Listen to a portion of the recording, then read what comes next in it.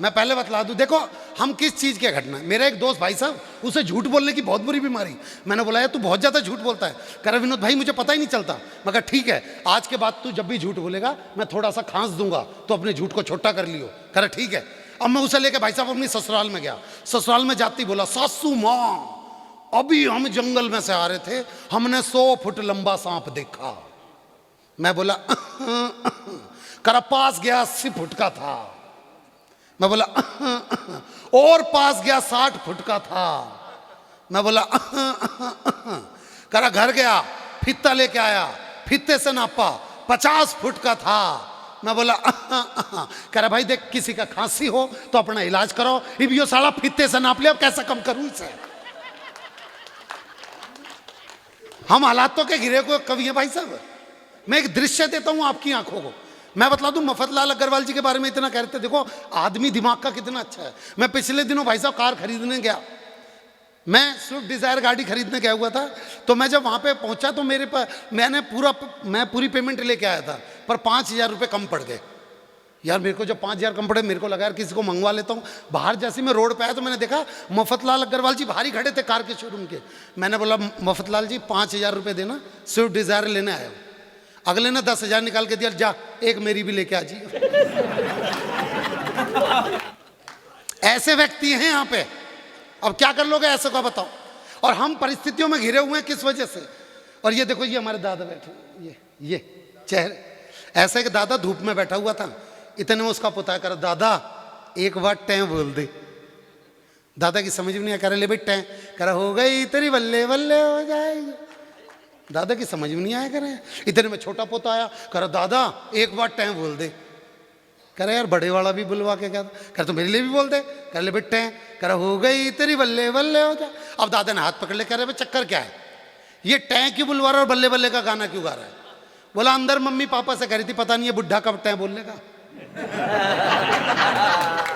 तो हो गई तेरी बल्ले बल्ले और हो जाएगी बल्ले बल्ले। हम परिस्थितियों में, मैं बतला दूं साहब, अभी भाई साहब अपनी कविता सुना रहे थे, मैं बड़ा खुश हुआ। मैं भी एक कविता आपके बीच में रखता हूं, लेकिन देखिएगा उससे पहले दिल्ली की राजनीति कहां से कहां तक पहुंच गई। दिल्ली की एक लड़की ने दूसरी लड़की से पूछा कि तू जिस लड़के से प्यार करती थी तूने छोड़ क्यों दिया। और अगर आपके दिमाग में दिल्ली की राजनीति है, दिल्ली में बैठा हुआ वो हमारा मुख्यमंत्री आपके दिमाग में, तो आपको पंक्तियां समझ में आएगी। एक लड़की ने दूसरी लड़की से पूछा कि तू जिस लड़के से प्यार करती थी तूने छोड़ क्यों दिया। तो लड़की ने जवाब दिया 4 पंक्तियों में। भैया सुनिएगा सतीश भैया। लड़की बोली कि कर्जे में उसका एक एक बाल निकला, कहाँ का धनी था वो कंगाल निकला। मैं मोदी की तरह गरजने वाली वो खांसने वाला। समझ में तो आ गया मेरे। और मुख्यमंत्री मेरा और डर आप लोग रहे हो। मैं बता बाबूजी दिक्कत कुछ नहीं है उसके संग। मैं अभी जब ट्रेन में आ रहा था ना, तो मैंने सामने वाले से पूछा मैं भैया कहाँ से हो, कर भैया झांसी से हैं। फिर उसने पूछा भाई साहब आप कहाँ से हो। मैंने बोला भाई मैं दिल्ली से हूँ। भाई साहब उसने मेरे साथ बात बंद कर दी। मैं बोला भाई देख मैंने अकेले ने वोट नहीं दिया था उसको, 80% लोगों ने वोट दिया तब कहीं जाके बना है, पर मानते नहीं। पर हमारे यहाँ देश की एक और व्यथा है भाई साहब, मैं बतलाऊंगा आपको अगर आप सुनना चाहते हो। देखो आंखें बंद कीजिए अपनी सारी। एक बेटा और माँ ऐसे भी हैं राजनीति में, आप सब जानते हो उनके बारे में। बेटे के उल्टे उल्टे बयानों से माँ बिल्कुल परेशान हो चुकी है। अब अपनी आंखें बंद कीजिए, यकीन मानिए अगर आपको दृश्य पूरा समझ में आए, एक बार आंखें बंद कीजिए और जो बोल रहा हूं वो सुनो। इटली के गार्डन में मां सोनिया गांधी कुछ फूलों को पानी दे रही थी। उन फूलों में से एक फूल फल फूल नहीं पा रहा था और थोड़ी सी दूरी पे श्री श्री 1008 महाराज रॉबर्ट वाड्रा जी कच्ची ज़मीनों पे अपना नाम लिखने की कोशिश कर रहे थे। और वहाँ दूर कोने में और वहां दूर कोने में, और वहां दूर कोने में, और वहां दूर कोने में दिग्विजय सिंह जी कच्ची कलियों को पानी दे रहे थे। ऐसे माहौल में एक मां अपने बेटे से क्या कह रही है? मां सोनिया गांधी अपने बेटे राहुल से कह रही है, और फिल्म राम लखन फिल्म का गाना है, आप तक बात पहुंचे तो सुनिएगा। सुनिएगा सतीश भैया, दादा सुनिएगा सज्जन। मां अपने बेटे से कह रही है, ओ राहुल बड़ा दुख दीन भाषण तेरे बड़ा दुख दीन, मेरी भद पिटवाई नाक भी ये कटवाई, मेरा मुश्किल कर दिया जीना बड़ा दुख दीना, तेरे भाषण ने बड़ा। आगे माँ का दर्द सुनो भाई साहब। तूने अपना घर ना बसाया, दिग्विजय सिंह तो दूजी ले आया। तूने अपना घर ना बसाया, दिग्विजय सिंह तो दूजी ले आया। तू है पप्पू अगर मुझे होती खबर, तुझे देती जन्म कभी ना बड़ा दुख दी ना। इस मंच पे कविता हुई है, मैं एक कविता आपके बीच में रखना चाहता हूँ। जब ये कवि सम्मेलन इस जगह पे अपने उरूस पे हो, तो मैं चाहता हूँ एक कविता से जुड़े आप लोग। और ये कविता जरूरी भी इसलिए है क्योंकि मैं चाहता हूँ, मैं दिल से खुश हुआ साहब, आपने आज हर विधा को सराहा है, चाहे वो रूबिया हो, चाहे वो साबिया जी हो, चाहे वो कोई भी हास्य का रंग रहा हो।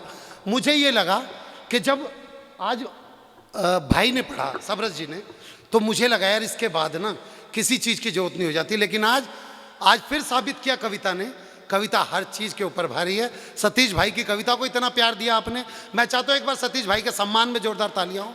और मैं एक कविता आपके बीच में रखना चाहता हूँ साहब, सुनिएगा। आप भी भाई साहब लड़की देखने गए होंगे, जब भी आपकी शादी हुई होगी, मैं भी देखने गया था। अब मेरे संग जो उस घर में दृश्य हुआ, एक कविता के माध्यम से, अभी तक जो आपको सुनाया वो एक दृश्यांत था, अब एक कविता सुनिएगा साहब, बिल्कुल शुद्ध हिंदी की कविता। दादा सुनिएगा कि हम अपने बाबूजी, बस 2 मिनट की कविता है, कविता सुनिए आप, और अपने जवानी के दिन याद करना, जैसे मैं गया था किसी के घर पर लड़की देखने, कि हम पिताजी के साथ अपने लिए बहू देखने गए थे, फोटो में तो जच गई थी, अब हूबहू देखने गए थे। कि लड़की वालों के घर पहुंचा तो देखा गजब नजारा था, सास सज धज के खड़ी थी मेरी, ससुरा झाड़ू लगा रहा था, और घर में सास की चलती थी ये एक दृश्य समझा रहा था। सास के तन पे बनारसी साड़ी और लुंगी में ससुर हमारा था, और मेरा होने वाला साला तो गजब ढा रहा था, जोरू का गुलाम साड़ियां धो धो के सुखा रहा था। और मेरी थोड़ी सी चिंता तो इस बात से भी बढ़ रही थी, मेरी होने वाली साली पड़ोसन की चुटिया पकड़ के लड़ रही थी। ससुर ने अंदर बुलाया, सोफे पे बिठाया, और जैसे ही हम सोफे पे बैठे मुंह से निकला उई, उठ के देखा तो सोफे पे गड़ी हुई थी सुई। ससुर शर्माते हुए बोला, वो मैंने तेरी सास की साड़ी में फॉल लगाया था। ससुर शर्माते हुए बोला, मैंने तेरी सास की साड़ी में फॉल लगाया था, और जल्दबाजी में इस सुई को उल्टा मैंने ही गड़ाया था। खैर उसे चाय नहीं मैं कह सकता, हमारे लिए जो आई थी लगता था जैसे चाय नहीं बाबा रामदेव की दवाई थी। और तालियां तो अब बजाना आप। और चाय के साथ जो बिस्कुट आए थे, और चाय के साथ जो बिस्कुट आए थे, लगता गलती से परोस दिए, कुत्तों के लिए मंगवाए थे। एक तरफ तो मेरा ससुर अपनी बकवास बातों से मेरा सिर धुन रहा था, बगल में खड़ा लड़की का जीजा स्वेटर बुन रहा था। ससुर ने तभी बेटी आ जाओ कहकर आवाज जो लगाई, 2.5 हाथ का घूंघट करके वो लड़की पर आई। मैं बोला, जी मैं लड़की से अकेले में बात करना चाहता हूँ। अच्छा, लड़की के पिता का काम क्या होता है भाई साहब? ये मेरी दुकान है, ये मेरा मकान है, यहाँ से इतने पैसे आते हैं। पर मेरे ससुर ने बतला दिया कि शादी के बाद मेरी भी जगह कहाँ होनी थी, हो सकता है आपके भी कुछ लोगों की जगह वही हो। मैं बोला, जी मैं लड़की से अकेले में बात करना चाहता हूँ।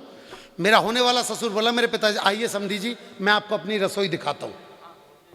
उनके जाते ही मैंने पूछा, अब लड़की और मेरे बीच में बात हो रही है, हेलो क्या नाम है तुम्हारा? बोली जी घर का नाम तो लूसी है हमारा। लूसी? मैं बोला जी आपको नहीं लगता कि आपका नाम जानवरों से मिलता जुलता है? बोली बेटे मेरा तो नाम है, तेरा तो हुलिया भी मिलता है। मैंने अपने आप को संभाला, अगला प्रश्न उसको डाला। मैंने पूछा कहां तक पढ़ी हो ये तो बता दीजिए। बोले जितने आप पढ़ चुके उसमें से 12 क्लास घटा दीजिए।